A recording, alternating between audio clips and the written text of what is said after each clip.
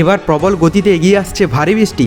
গত কয়েকদিন ধরে ঝড় বৃষ্টির খেলা চললেও আবারও কিন্তু কালো মেঘ ঘনিয়ে আসছে বাংলার বুকে।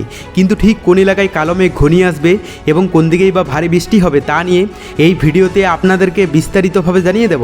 আপনি ভিডিওটি অবশ্যই শেষ পর্যন্ত দেখবেন।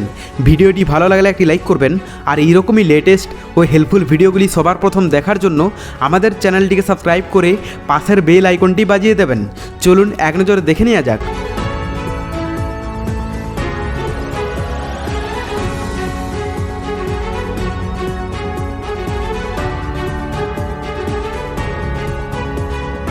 কাঠফাটা রোদের বদলে বৈশাখের শেষবেলা কাটছে দুর্যোগের মেঘে।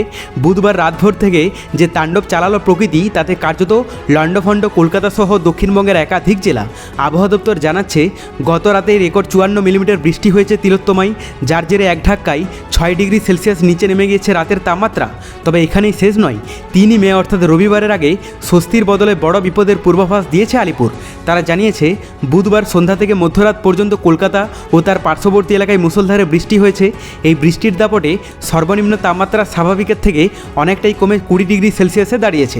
দীর্ঘ কয়েক বছরের রেকর্ডে বৈশাখ মাসে এমন পারদপতন এবং বৃষ্টির পরিমাণ বিরল বলেই মনে করছেন আবহাওয়াবিদরা। হাওয়া অফিসের মতে, দক্ষিণবঙ্গের জেলাগুলোতে মাঝারি থেকে ভারী বৃষ্টির পাশাপাশি উত্তরবঙ্গের কিছু জেলায় অতি ভারী বৃষ্টি হবে।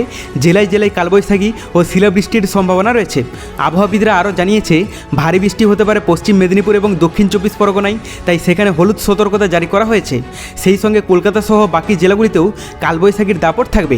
সঙ্গে 50 থেকে 60 কিলোমিটার বেগে ঝড়ো হাওয়া বইতে পারে। অতিরিক্ত বজ্রপাতের প্রবণতা বাড়ায় মানুষকে খোলা আকাশের নিচে না থাকার পরামর্শ দেওয়া হয়েছে।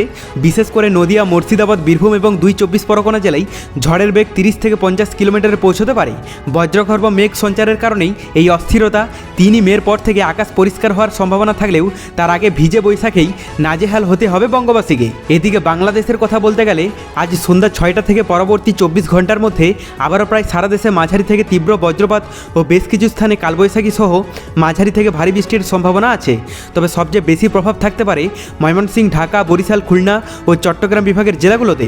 এই সময় বৃষ্টি বলে ঝুমুল সক্রিয় থাকবে 7 মে পর্যন্ত।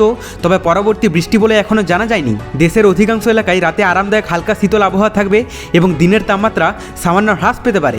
বৃষ্টি বলে ঝুমুলের কারণে তাপপ্রবাহ মে মাসের প্রথম সপ্তাহ পর্যন্ত নিষ্ক্রিয় থাকলেও পরবর্তী তাপপ্রবাহ আসতে দেরি আছে। তবে পরবর্তীতে কোন এলাকাগুলিতে ভারী বৃষ্টি অ্যাটাক করবে জানতে হলে আমাদের চ্যানেলটিকে সাবস্ক্রাইব করে রাখতে ভুলবেন না। আর ভিডিওটি প্রচুর পরিমাণে আপনার ফ্রেন্ডসদেরকে শেয়ার করে তাদেরকেও দেখার সুযোগ করে দেবেন। Bye bye guys.